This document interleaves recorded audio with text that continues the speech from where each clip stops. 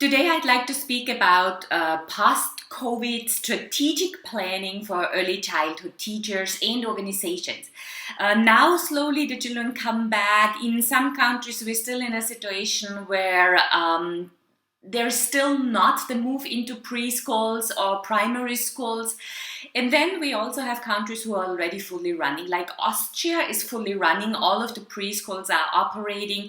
And so we can take some of the experiences, but we also always have to think about the different countries having different situations.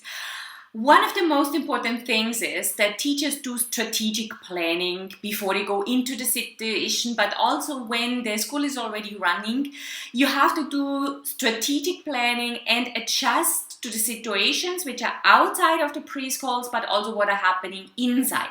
One of the really important parts is you as a teacher, you as a team, you have to stay calm. Please stay calm. It is very important not to freak out. It's also important to understand that there is coronavirus and there's COVID-19. COVID-19 is a disease that can kill people. Coronavirus is a virus that can affect people. Some people have conditions that can lead to COVID-19, but normally, especially in children, they are just, even at the present moment, we are not sure if they're carriers. So we have to stay calm, know our environment, the ones who have risk groups around them at home. You have to think about if you want to go back in this job at the present moment. So the team should be settled, should be calm, should be also taking care of themselves. And now you can start your strategic planning. And today I'd like to give you 8 points of strategic planning, what you can think about. There are many more, I know, but these are just 8 points. Point number 1, have children come in at different times. So what we see here that really works very well is that when not all children come at the same time. So have kind of a longer term and have only a part of the group, for example, come in. Some come in at 8, some come in at 9. So you have a little bit of congestion, but then also some go home already. So make shorter times and have the children come in you can say in kind of patches, you could say. So that is one of the things you can plan. You can do strategic planning how this is. If you have 2 entrances, you can have the children come in from 2 different entrances so that you don't have this jam at the entrance. My second idea for the strategic planning is make sure they remember the hand washing procedure. So make sure you have soap at the entrance area.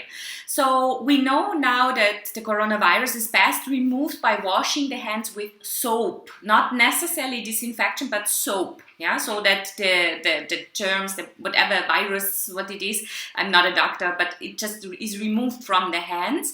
And so this washing procedure you should also implement. You can make some videos so that parents at home can already exercise, but be calm, don't freak out, just make sure that the children really have the hands washed. Think about where to place it. It should be very close to the entrance so that there's not so much contact with other items before they really enter. So if you have a possibility, for example, now even summertime or it's a good weather that you can place something outside, just make sure it's also not a bowl where all of the children wash their hands. Don't do this necessarily because there's also a lot of dirt and all of that from the other children coming together. So it should be really rinsing water if possible, so that their hands are really done. I also saw some teachers who used a wet towel and some soap to rub the hands. I do not see this as a good idea if the towel is shared between many children. So the rinsing with the water after the soap is really something. See how you can arrange it that at the entrance points there is also the hand washing procedure. Then my recommendation number 3, de-stress and have fun around all the activities with the children. So now in some areas we have the situation that children should separate about 1 meter or 6 feet from each other. So now the children are very young, they don't understand that, so they want to come together. So think about some games that you can bring into the day routine when you see that the children come to close, that you do a game. So a game is always a good idea, and it's always like when you stretch out your arm arms to the right and to the left, and the other child also is doing it, you should have about that meter in between. Yes, so do regular exercises, do lots of movement learning also, so that is also happening in such a way that the children are not necessarily always crowding up together. It's depending on your rules. Here in Austria, the children are allowed even to play together with each other, but in some countries that's not, so you have to make sure to do this. Another possibility is also that my recommendation number 4, you divide groups of children in smaller patches, and you use furniture to divide the room, or maybe you have different rooms to spread. That's not a question what you have. You have one room and the children in the room. Again, my recommendation is have them come in 2 or 3 patches so that there are less children in the room. Then you can use the furniture to divide the room. Don't divide it in 2 parts, but just make areas, open areas, so that you can also see inside what's going on, and see that the children spread in these areas throughout the entire room, so that it really helps also not to be too close, have too much interaction, but also not necessarily force the children to stay away from each other, because they will not understand at that age, and it actually creates a climate that social distancing becomes a psychic trauma, and this is what we don't want, because these children will carry it on. My next recommendation is no masks for children below 6 is recommended by the doctors in Europe. That's my fifth recommendation. Here in Europe, it is not recommended that children below the age of 6 wear masks, because they are not yet able to breathe in proper ways, and the way of breath intake is different, so it really can cause them breathing problems. And then also, especially if you're there for 2 or 3 hours, the mask wettens, and when the mask wettens, germs which come out, other germs, not coronavirus, but maybe some other germs which cause a flu or something, they stay there and they actually grow, and by that it could be that the child falls sick. So it's not really recommended for children below 6 to wear masks. And normally, if we understand what coronavirus experts are telling us, so our understanding here in Austria is that it is about distance, it's about making sure that the interaction also with things children put in their mouths, for example, is reduced. So we'll speak about that also, what we can do in that. So recommendation is no masks, as long as children are not necessarily sick. They should not spread it to other children or people who are about 1 meter away from them. So that brings me to my point number 6. Children who are sick, or who cough, sneeze, or who have sniffles, all kind of liquids coming out of the eyes, or if the eyes are dried, are, what do you call this, they're sticky and all of that. Those children should take a day off. They should stay home till they're really, again, back on fully recovery. Because then, all of these children are not so careful. They touch their eyes, they touch the toys, and then it can spread easily. So make sure that the children are really healthy. If a child is not healthy, ask the parents to really have them stay home till they're fully recovered. I know in countries where parents are working, that's really hard for the parents to organize, but it just makes sure that the coronavirus cannot spread. Then recommendation number 7, 1, 2, 3, 4, 5, 6, 7. If you have meal times, make the meal times in snacks in such a way that it's taken in small groups, that not many children come together and sit together at one table.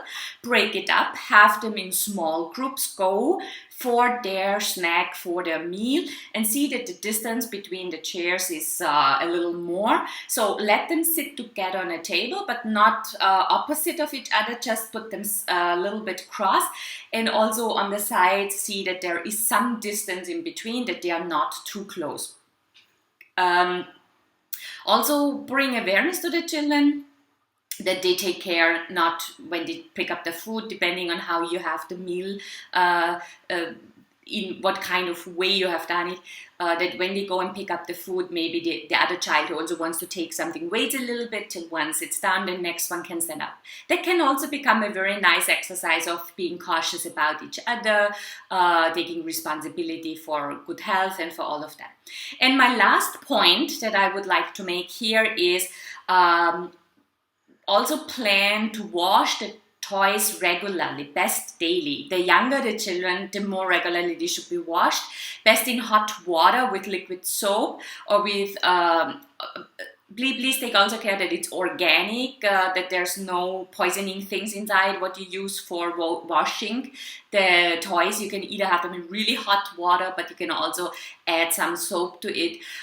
Very child-friendly dishwashing soaps and all of that. You can put them in the dishwasher if you have, let them soak, wash them, cleanse them every day regularly. Also in between you have Lego blocks, and you see children tend to take it in the mouth still, or if they always touch it, you don't know if they touch their face.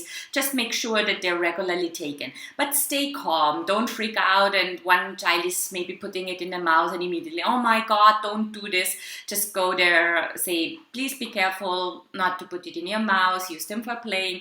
Take this one stone, wash them, ask the child to wash their hands so that they slowly become aware about not putting their hands in the face and then on the toys. So this is some of the recommendations for strategic planning that you can do during, but also if you're already in your environment and you started already, that can be tips that help you a little bit to navigate. There is so much different understanding of COVID-19, coronavirus, the danger, what we need to do. Some are doing it like this. Sweden, Norway is doing it very different than Austria, for example. Austria took it very serious. Sweden said, okay, let's go for herd immunity. So there are different approaches in different countries. I think it's not the time to say if it's right or wrong. I surely can't do this because I'm not an expert, not a virologist, and not an expert on the topic. But we have certain kind of rules in our country that we have to see that we fit in. But still, I'm kind of a fighter for children's life rights, and I think it's really important that we do not create an environment where children have psychic traumas, because this is what you will carry on. This is really very, very important to really figure out how dangerous is the situation for these children and their families in a preschool. And I think if we take the proper measurements, we can create a really secure environment and have the children grow up in a very secure feeling also. This is what I prefer when you look at psychologists' feedbacks on what will happen if there's a psychic trauma in the children when they grow up, how they will carry that on. I think you will agree with me to provide an environment which is really calm and sound.